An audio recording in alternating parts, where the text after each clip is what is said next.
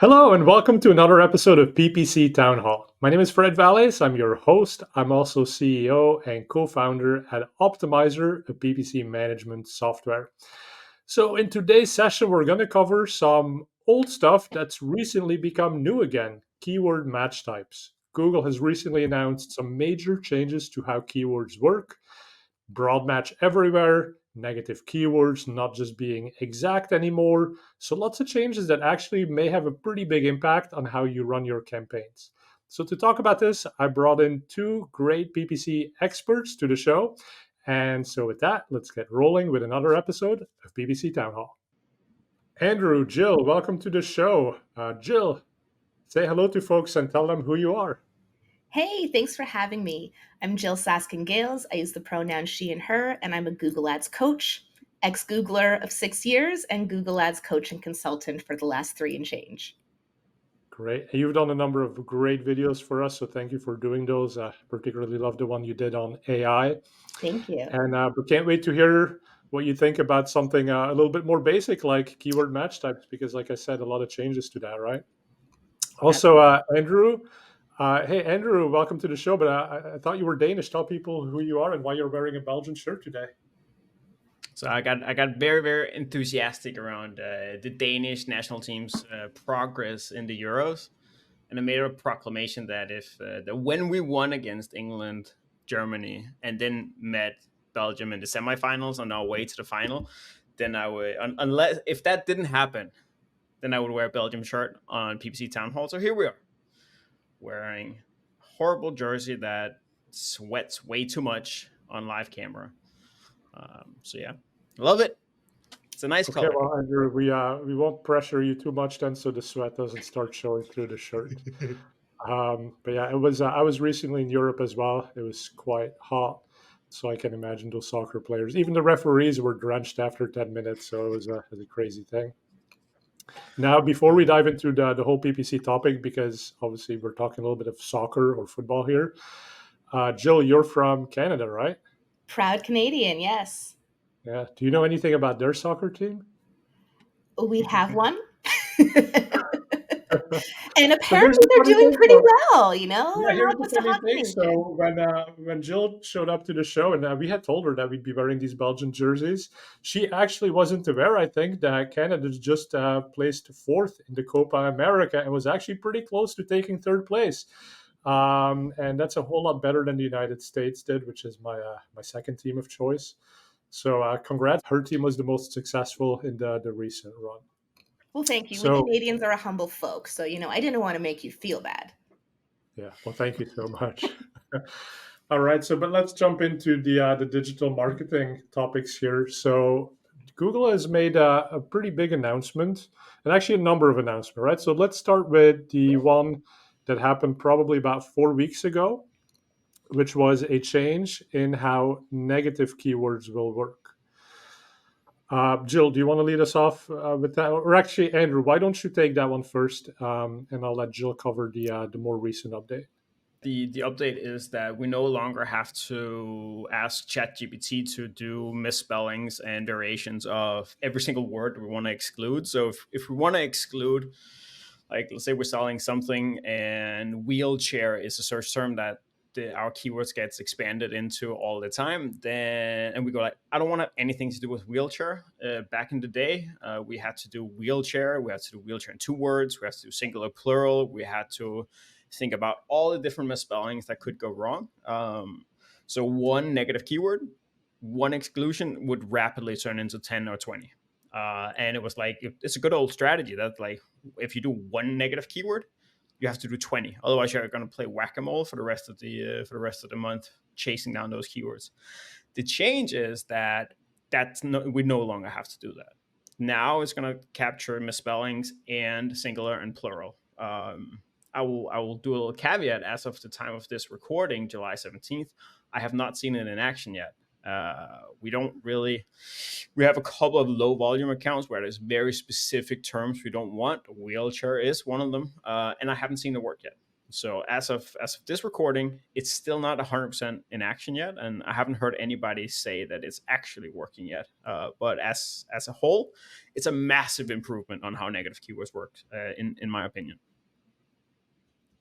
Yeah, a massive improvement if you care about those misspellings and typos. But I am a little bit concerned, and maybe Jill weigh in here because some of the examples that Google specifically is giving is if you have a negative keyword like minus YouTube.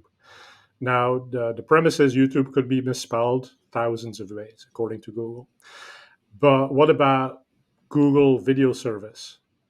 That's kind of the same as YouTube, right? So should that also be excluded? And does that risk now running into some of your positive keywords based on some of the terms you've chosen? And I think YouTube maybe is a safer example, but I'll give you my own company name. So Optimizer, which is a misspelling of optimization. So could it be that I put in negative optimizer because I don't want my brand in a specific campaign, and Google expands our company name into the correct spelling minus optimizing or optimization. And now all of my campaigns that are not brand but are about optimizing keywords would also be excluded. So that's sort of the risk that I see. But Jill, tell us your take on this update from Google. I agree. I haven't seen it in action yet, though I do find it impressive that Google made this update, for lack of a better word. Normally, we've seen a broadening of match types. Google is always trying to get us to match to more audiences and more keywords. And with this change, Google is actually narrowing the pool of keywords, the pool of user searches you'll match to by expanding the way negative keywords work. So I just want to give like a little kudos to Google for actually doing that, first of all. But I have similar concerns that you do, Fred. I mean, if you think about a brand name like Krispy Kreme, which is a misspelling, what happens there? What happens with words that are homographs? So like add with two Ds, add with one D. Those two words have very different meanings. Is that going to be considered a misspelling, or what if you want that intentionally? So I think mechanistically, we have yet to see how this works. I, like Andrew, haven't seen it in action either. But I will say, like, kudos to Google for releasing this. And I think on the whole, this is absolutely going to be a time-saving feature and a useful feature. Yeah. And so one thing to keep in mind is order of priority that Google works in. So if you have currently a positive keyword and then a negative keyword, the negative keyword will trump the positive. And hence, that's why we have tools and there are scripts that will find conflicts between negative and positive keywords. In today's change, or the change that Google has announced, but it hasn't rolled out yet, I sort of get this feeling that we almost need to change the prioritization. And if you have a conflict between a positive and a negative, I think Google should actually start respecting the fact that you put in that positive keyword, because the negatives are now becoming more broad and less specific. So that's one call I do put out to Google. Do you guys, any thoughts on, would that be a decent strategy, or how do you prevent sort of these conflicts from happening unintentionally? So like if I may take this one, is like you've heard me say this before, Fred. Like I have this big issue with some of these things Google is trying to do. They're trying to make decisions for everybody. Just put the setting in there. Like allow us to set A and B. They have an advanced section of settings on all campaigns. Allow us to do it so that in the edge cases that we're recognizing, like the optimizer case or different cases, allow us to set the settings. They can do whatever they want from a default, like they've always done, which is perfectly fine. But let us override it. Let us find those edge cases. Let us override the settings. Let apply the ones that we want in the specific case that we want. That's my take on it. Like just give some control back. But yeah, I mean, so like Jill is saying, this is a positive in terms of we have to do less work for finding all of these misspellings. But like you're saying, give us back the control. Don't do everything for us, right? Because there are really two groups of advertisers. There's the unsophisticated, who are not agencies, who don't do this for a living. And for them, this is probably a great change. It's going to make things easier, and it's going to eliminate some traffic, right? And that may be okay. Like you'd rather not spend the money on something bad, and have that see a little bit of an overall reduction in volume. That's probably better than wasting money on things that you didn't care about. But for us, where we actually manage this for a living, that level of control that you're proposing, Andrew, sounds like a great idea. So that's another call for Google. Hey, please give us a little switch in the campaign settings. But they're never gonna do that. They like that. It's like as long as you like, even back when you were there, the mantra is always like, how do we raise the bottom level? How do we improve in the long tail of campaigns? It's never been how do we make it easier for Walmart to advertise on Google. Like it's like forever. It's been like how do we get an algorithm to do this better for everybody? And then if there's some bigger edge cases, they'll figure it out. Fred will figure it out. Jill will figure it out. They'll work it. They'll figure it out. But I think that's a good thing. Most people who are advertising are not the kind of people who are tuning into PPC Town Hall or on PPC Chat or in this stuff. It's your average Joe Schmo with a local corner store shop that wants to spend a couple bucks on Google ads and they can't get the support.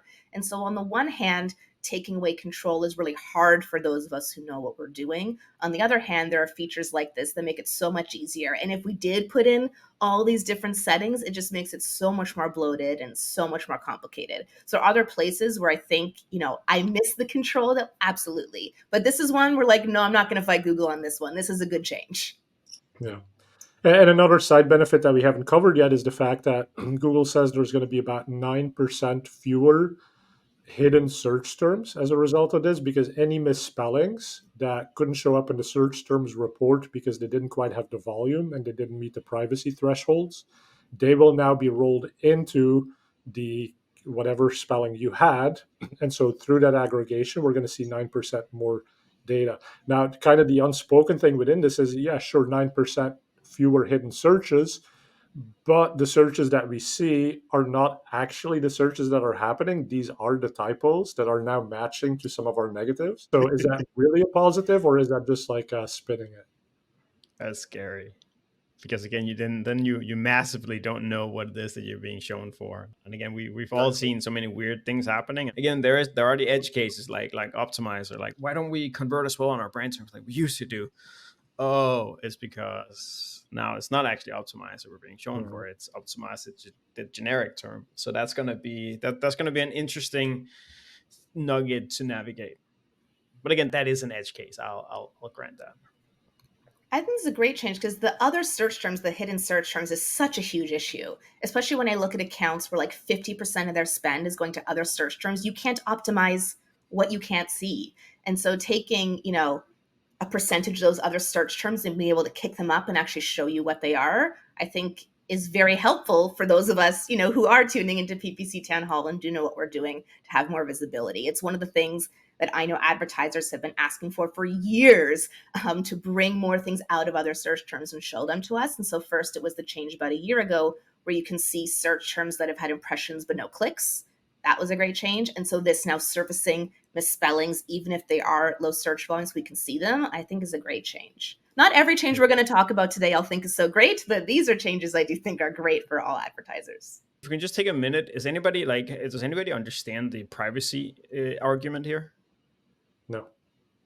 Right? No? It's like I've never understood how is taking what somebody searched for and not showing what people searched for, clicked on, and we paid for. How is that a privacy issue? I can't take that anywhere in my logs and go back to a privacy issue here. Exactly. Like to the YouTube example, like the fact that somebody couldn't spell YouTube correctly and now it's like a one impression query, like that doesn't tell me anything about who you are. Like, even because sort of the notion is that, okay, some people, they search for social security numbers or they search for names, and like these tend to be fairly unique queries, and I get that needs to be removed.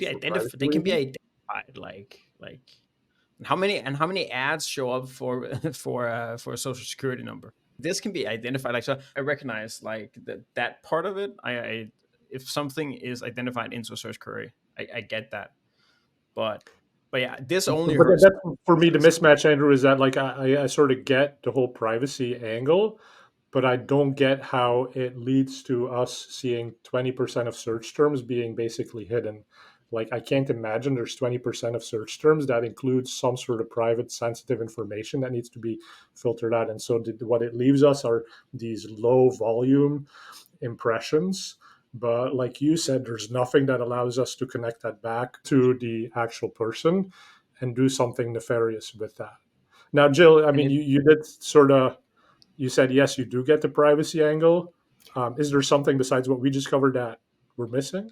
No, I think, along with the search term, it's not just about if there's social security numbers inside it, especially with voice search, which has been around for years now. Now with generative AI, like queries are getting longer and longer, contain lots and lots more information. Is privacy the true reason why every other search term is bucketed there? No. But on the whole, when you have to draw a line somewhere, I do get that if something is really low search volume and could potentially, it's not just about someone's identity. Along with that search term, there's data about their location and device, all kinds of other things that could be there. So do I think Google now overuses the privacy excuse? Yes, I do. But the basic underlying premise that when in doubt, we're going to err towards privacy versus not privacy, like, yeah, I'll buy into that. It only hurts small businesses. That's my only thing. So we work with primarily in Savvy, work with really large advertisers. We get plenty of data. This is 99% of cases. I never think about this. Then we got a low volume account the other day. Low volume B2B can't see 60-70% of searches. And we're trying to build it up. Smart bidding doesn't work. Volume, like the lead, like lead value, lead conversion value, we haven't really dialed it in. So we need to see the search terms to figure out where to go. Nothing to do. We can't do anything. My thing here is, like, for large advertisers, 99% in Savvy, we're not hurt. We don't really think about this. Small advertisers are really hurting by this, in my opinion. Well, that's the bulk of I'd say 2/3 of my coaching clients and people who join my courses are small business owners. So I do know that audience really well. And it's absolutely a challenge when there's a whole ton of search terms you can't see. But is that the thing that's going to keep you from getting good results or not? No. Google Ads is complicated. There are lots of buttons and levers and things to do. And so with one client, for example, we saw what I mentioned before, half of their spend was going towards these other search terms. We made changes to match types. We added more negative keywords. We changed the bid strategy. And now less than 10% of their search terms are in other search terms. So to me, it's just kind of one step on that journey to find out more, not because I need to see what's in there, but what does that tell me about what's happening here, that half of our searches can't be seen, that half of our searches are low search volume. That in and of itself is a signal to be about what's going on now and what we might want to do to address that. And so maybe that leads us a bit into this other update from Google, right? So we talked about the negative keywords. We didn't talk about brand inclusion and exclusion. We'll cover that in a bit. But there's another setting which speaks to what you were saying, Jill, like maybe add more keywords, maybe get more broad. So now by default, if you create a new campaign, that will become a broad match campaign. A lot of people don't know this. Jill, what did Google do here? What is a broad match campaign? So now there's a setting either when you create a new search campaign or when you're editing an existing one on the same page where you check, search partners or not, display network, locations. There's a box there called broad match keywords. You can turn it on or off. And until recently, the default was off. But if you turn it on, what that means is whenever you add a keyword to that campaign, it will only be added in broad match. And if there are any keywords in the campaign right now, and you turn that setting on, they will all turn into broad match. And so the big change, this box has been there for a while, but the big change is now on is the default. And so if you don't know that, you don't know to look, and then you go to add keywords, you might be adding your keywords in exact match. With the moment you hit save, it'll just go to the next screen as if nothing happened, and yet your keywords will then all be in broad match. And for people who are concerned about this, like, is there some visibility in your existing campaigns where you may have seen the match types? Do those match types disappear, or do you still see them, but they're not being respected? Disappear. So I just tested this in my Test Your Google Ads account. And so if you have an existing campaign, you go to the settings, you turn on broad match keywords, and then you go back and look at your keywords will all just be in broad match right away. All right, so yeah, let's talk about broad match then now. Broad match, or even let's talk about exact match. Exact match basically also became broad match to some degree. Every keyword has just like taken on a new level of broadness in the spectrum.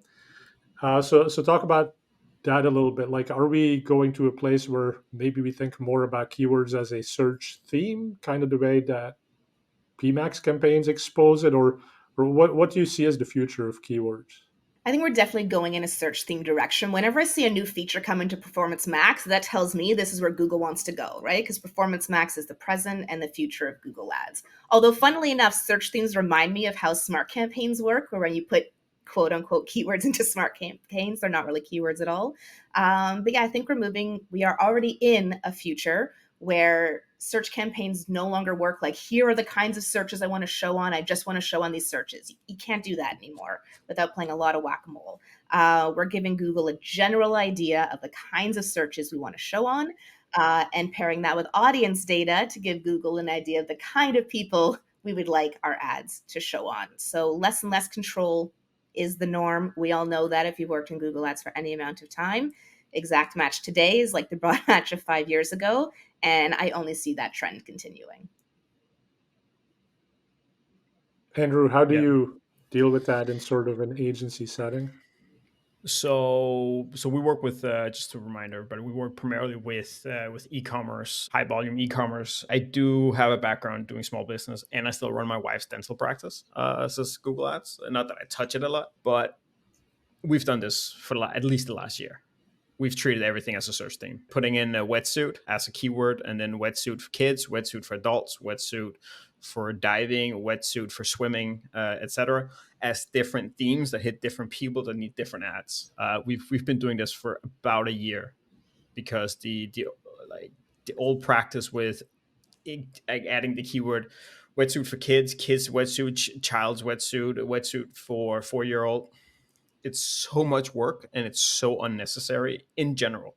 There are edge cases where we go and we say, why are we not getting shown for bulk or wholesale wetsuits? Well, the key, for some reason, maybe again that goes back to maybe the ad doesn't mention anything with wholesale or bulk, so the CTR on them have been pretty low, so we've been not been shown. Adding those keywords and working your way through that works really, really well. But as a whole, opening up an e-commerce account, going wetsuit, children's wetsuit, a wetsuit for adults in different ad groups, and then simply just treating them as themes, has been the way that we've structured campaigns for at least a year. Because if we go back to what we started talking about, exact match isn't exact match anymore. And leaning into that and simply just, like Jill said to begin with, using it as the good it is. I do think that this is a good thing. Like I don't have the need to go in and add a bunch of keywords in various different variations and stuff like that. I like this. I'm going for the theme, smart bidding bids on a search term level. There are some things with how do you actually work with this then on an ongoing basis to make sure, if this wholesale keyword is not shown anymore, why is that? And how do we then get that back? That then becomes a really big thing because we don't have that visibility in general. But yeah, we've done it for at least a year, and I'd advise everybody to go that route. You made a great point, Andrew, about creative as well. I think creative is so much more important now in Google Ads than it was a few years ago, because keywords don't work the same way they used to. And then audiences are becoming less durable with, iOS privacy and deprecation of third-party cookies coming someday in the future. So audiences don't work as effectively as they used to. And so what you have left, you have the creative, which needs to more than ever communicate who is this offer for and who is this offer not for. And so that's somewhere I see a lot of Google Ads practitioners having to play catch up, because I think for a lot of us, creative has been an afterthought for many years, whereas now it's even more important than ever before. And I just want to say one thing. Like when we say creative here, we're just talking about text. Like we're just talking about text ads. So nobody's sitting and listening to this should start adding like a bunch of videos and banners to their campaigns. That's not what we're talking about. We're simply just talking about. We're simply just talking about just writing better ads. Like we took over an account right up to their high season that sells like bathing, like swimwear and swimming goggles, all stuff for summer. All their ads were just buy keyword here and then something else in the other ones. And 7 accounts in Europe, so like 7 different countries went in, proved the point in the main market, wrote better ads. Within the RSA framework, simply just wrote better ads, and CTR jumped up by 2. Just putting in a little bit of work. And again, for me, this really goes back to the search themes, because the account that we inherited had everything built up. Like again, every single ad group was a new keyword. So it was the good old SCAG approach, single keyword ad groups. So every single time, so one campaign for wetsuits had 90 ad groups or something like that. I reduced that to 10 and then to 4 afterwards. And now I have 4 ad groups I have to write ads for. So I can write much better ads because it's grouped better, because it's search themes. And that's a side effect of using search themes, in my opinion, is that writing better ads become a lot more doable because you don't have to write as many.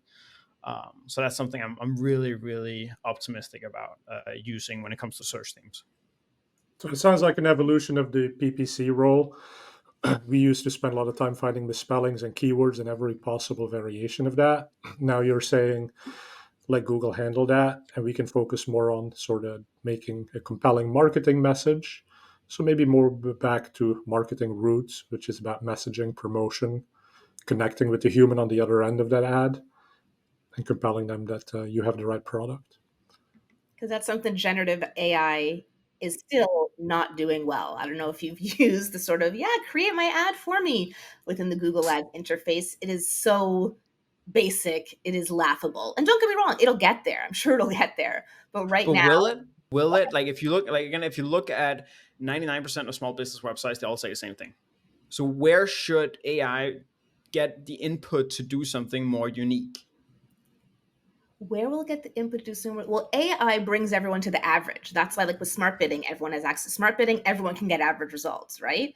I think there are Yep. a lot of people now who have very below average creative text assets, whatever it might be. And AI will do a good job of bringing them up to speed. Like even the format you mentioned, Andrew, of buy, insert keyword here. So many businesses don't even do that part, right? So AI can bring people to the average. But average is not good enough if you're going to drive better results and profitable results in 2024 and beyond. And so that's where you, a thinking human with instincts and understanding, perhaps with a little bit of training and copywriting if you don't have it, can write something that is just better than what AI can do, at least today.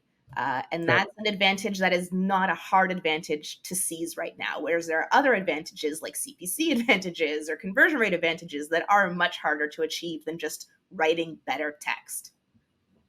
Yeah, unlevel the playing field, right? The title of my second book, it basically like, listen, AI is making us all average. How do we tilt it back in our favor? The people actually thinking about this day to day, the marketers, the professional marketers, what levers do we have to control this now? But it is a fair point that, where does the AI get the inspiration for the better ad?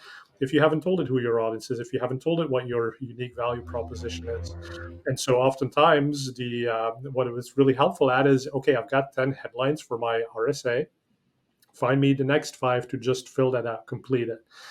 Um, but what about taking it further, right? And that's where so I have 3 human roles where the human helps the machine perform better. So is the PPC doctor, the PPC pilot, and the PPC teacher.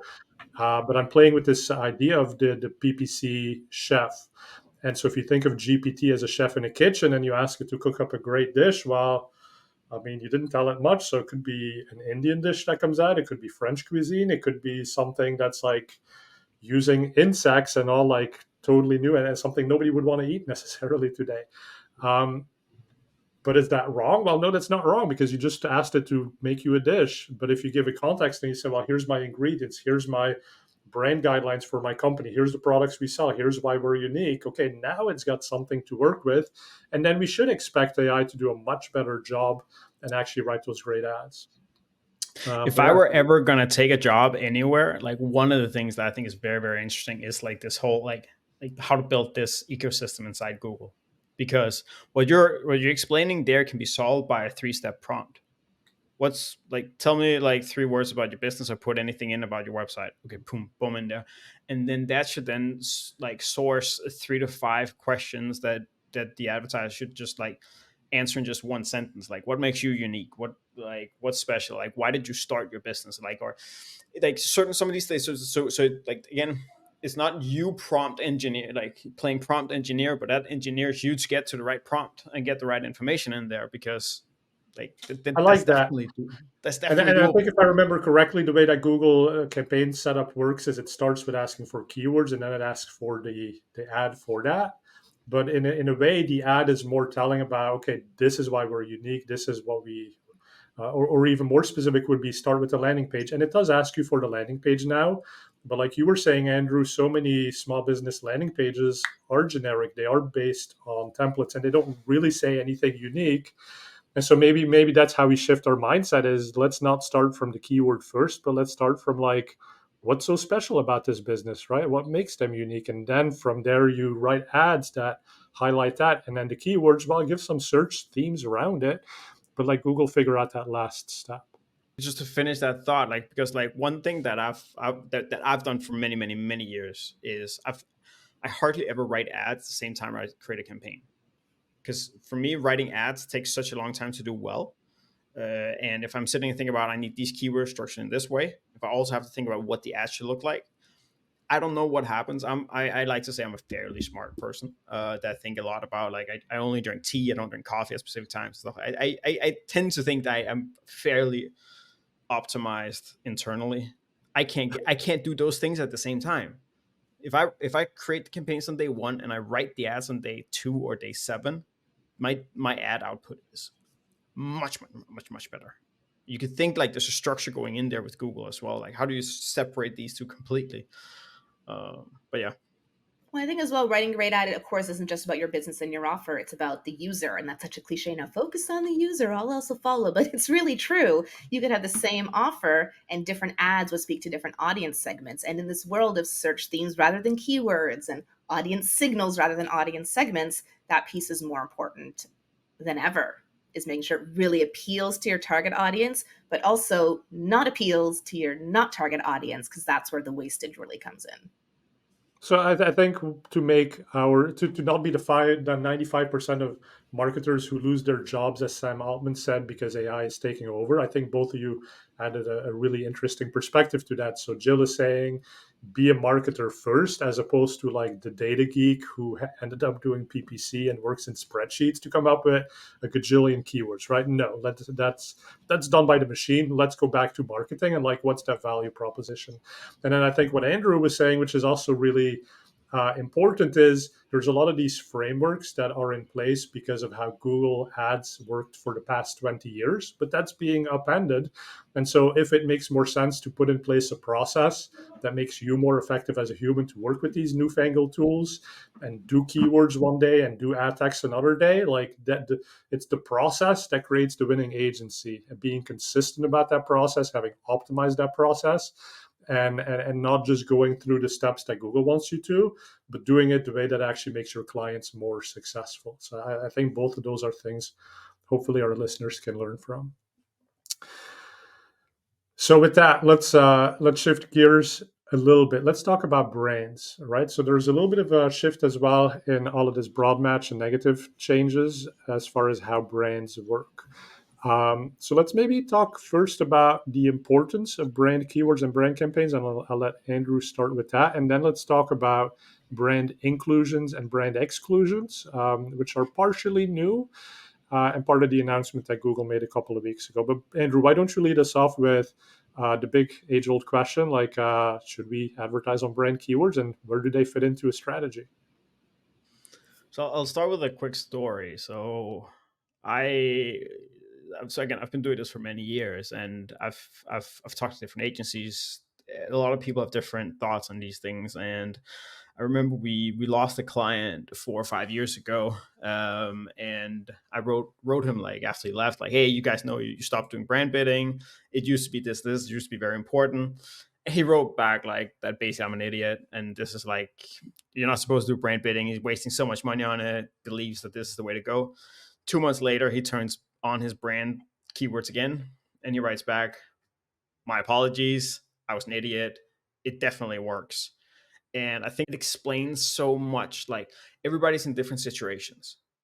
One client is in a non-competitive field in some obscure country called Denmark, with no competition for their brand term. Should they be bidding for their brand term? No, absolutely not. There's no need to do it.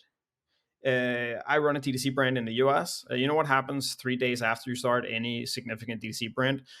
Amazon starts bidding on your brand term, saying best deals with 1 day shipping. On your brand term, you can't get it away because you're still waiting for your trademark application to go through, which takes 12 months. That's significant that they write that. And then they link, of course, link to all your competitors with 1 day shipping. So we're all in very, very different situations when it comes to brand bidding. And I think there is never a one Like there's not one answer to whether or not you should be bidding for your brand terms or how you should be bidding for your brand terms. There's also a very big difference in whether or not you are a D2C brand where your product is your brand term, or you are a wholesaler that's starting e-commerce out, where you already have a massive amount of competition. So a company like Nike, or if we take a smaller, like any mid-level D2C brand that has a big wholesale experience, exposure, their brand keywords are not a brand. It's not a brand keyword. That's like a mid-funnel keyword where people kind of know that they're like, hey, did I know this brand? I'm searching for this brand. They're not searching for it because they've just gone through your Facebook funnel. They're searching for it because they saw somebody wear your shoes. So there are so many different levels of what brand keywords actually are. And now we're actually getting into this phase where Performance Max is like making all this even more confusing, because people are saying to include it because it adds more conversion data and then it will feed the rest of the system, which I call absolute BS on. It's not true. I've seen some cases where I can't explain why performance goes away. It goes worse after I take away brand terms. But that whole thing with like one thing feeds the other, I simply don't trust it. There's something else that goes in there. But there's just so many different situations where you don't know whether or not you should be bidding for your brand term. So that's where I end up going to like, okay, how do we find out if bidding for our brand term is a good idea? And that's really going through like a 1, 2, 3 stage process, figuring out how much competition do I have? What category is my brand term in? Is it a top funnel? Is it a mid funnel? Is it a bottom funnel completely? And simply just thereby start testing.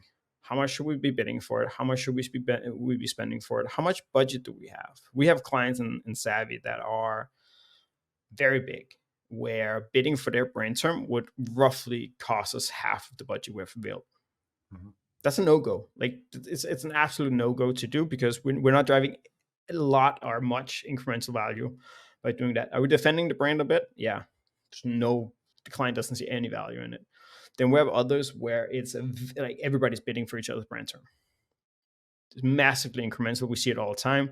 We have clients where we're bidding for Interflora in Europe, which is a big flower delivery service, drives hundreds, even thousands of conversions a month. We're just one in one country. So it can really, really have a big impact if you don't defend your brand really well. And with all the changes to search match types, with PMax, I've gone from going 2 years ago, I went, if somebody's bidding for my brand term, I attack you as a person. You are actively going after me, and you're being an ungentlemanlike person.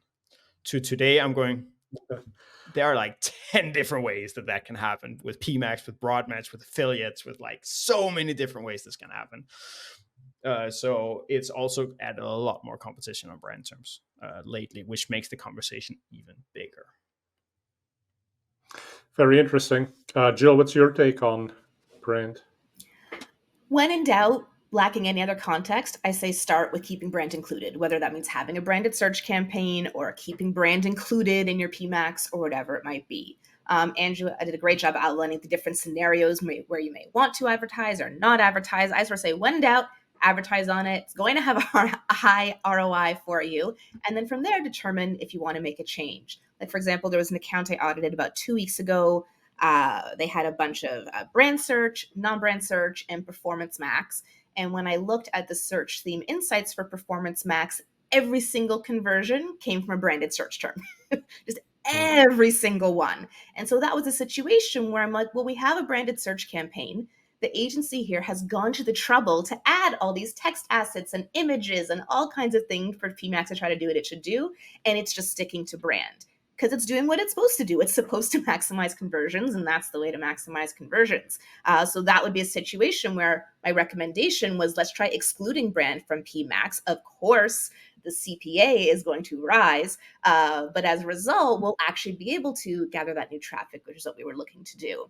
And then I've looked at other accounts where they'll be running PMax. They don't have brand excluded. And you know what? It's not going after brand, either because it's respecting keyword prioritization. They're using exact match brand terms elsewhere, or, they have really great assets or really great data going on, a really great offer, high converting website. So PMax is able to bring in that new traffic. So say all that to say, I guess just recapping what the changes are. is you can now exclude your brand from performance max campaigns. You've been able to do this for some time. That's called a brand exclusion. And then you can also include your brand with broad match. So there's a way now where you can use broad match keywords in a search campaign, but have it so it only includes searches that have to do with your brand. So basically, Google trying to get people to move away from exact and phrase match keywords for brand, use broad match keywords on your brand, but add this brand inclusion, previously called brand restriction, so that broad match does its broadness, but only on things that have to do with your brand. So that's a feature I haven't personally tested yet. The brand inclusion for broad match. It would probably take a lot to get me to try to trust broad I hate match for everything my brand about it. keywords. Have you tried it, Andrew? I hate everything about it. Like, it goes against everything in Google Ads history that you're supposed to do. You're supposed to match the keyword to the ad that matches the landing page. If I'm running a keyword like Nike shoes, I want the ad needs to show Nike shoes. It's not supposed to land on Adidas shoes. It's not supposed to land on running shoes because Well, it's saying it wouldn't, right? It's saying it's brand inclusion, only Nike branded searches. That's what it says.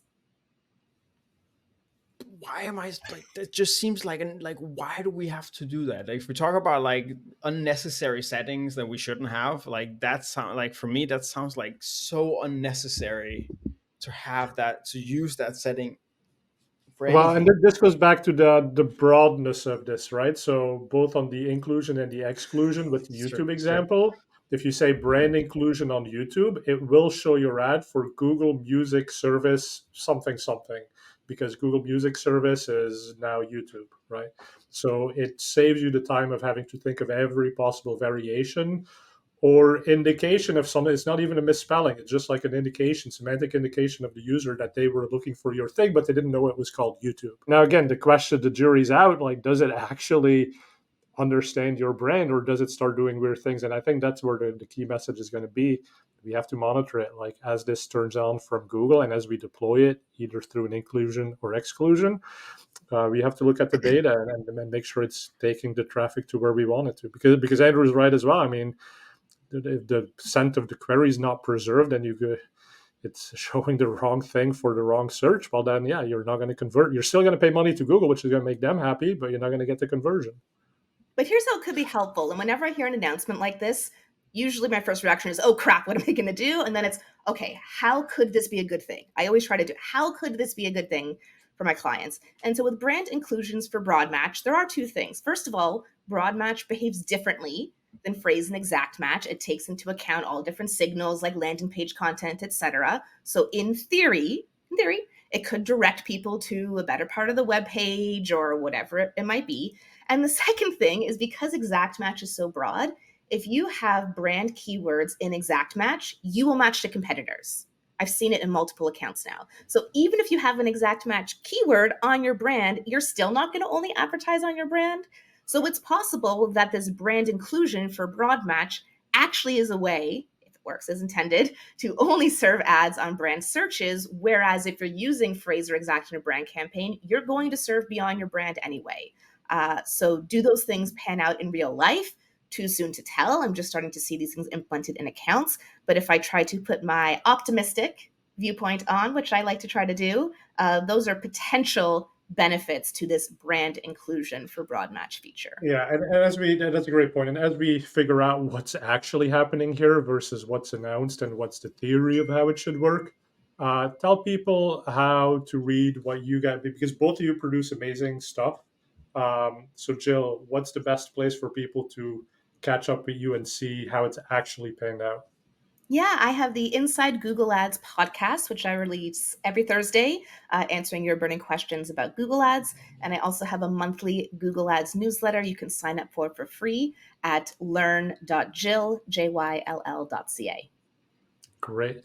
And Andrew, what about your resources that people can use to follow?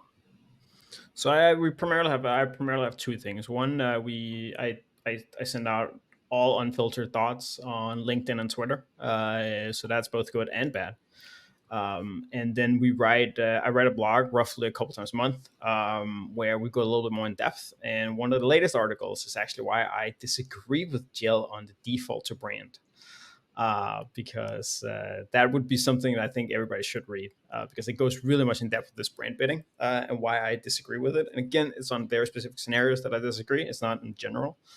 But I've just seen so many D2C brands, especially that's heavy on meta, go in and launch PMAX and then spend 20, 40, 100 grand. And you're like, this isn't incremental. I'm not getting anything out of it. Google doesn't work. No, you just spent $80,000 for a click to your homepage on your brand term. That's what happened. Nothing else. So you just did it wrong, and you don't know that you did it wrong. And then you try to put it in terms that they understand. Like, it's like if you're only doing retargeting in your ASC campaign and they go, whoa, that makes perfect sense. So yeah, D2C brands need to learn a lot about Google before they start Yeah, I touching love it. how we did that. Three Andrews performing a little back and forth between the customer, three voices. Love it. But tell people the URL where they can sign up for your newsletter. So savvyrevenue.com. We have pop-ups everywhere. Just get the whatever Notion template we're offering at the moment. Then you'll get into the you'll get into the newsletter. Otherwise, Andrew Lolk on Twitter and LinkedIn are primary sources. Very good. And then Andrew, you're taking on clients. Jill, you have a course. So anything else that people should know about you before we wrap up today? So no, so just one mention. So we have spots with 2 e-commerce advertisers, primarily in Europe, for this fall that we've opened up for. So if anybody wants to take advantage of Savvy and us managing their Google ads, then we can do that. We have 2 spots for this fall and winter and Q4 period. We don't launch any collaborations later than October 1st. So it's August latest to start talking with us if you want Q4 to start working. Very smart policy to have there. I do not offer Google Ads management, but I do offer one-on-one Google Ads coaching, training for agencies. So if you'd like a little personalized help with your Google Ads account, you can find me at jill.ca, JYLL.ca. All right, Jill and Andrew, fantastic stuff. Thanks for sharing the latest on what's new with Google's policy changes around keywords. Obviously, a lot more to come, so we'll continue discussing this, but do take advantage of those great resources that both of our panelists today put out. And if you find this interesting and you want to know about future episodes as they get launched, please hit the subscribe button at the bottom, and also review the show on the podcast system of your choice. And with that, thank you to Jill and Andrew. Thank you for watching, and we'll see you for the next PPC Town Hall. Thank you.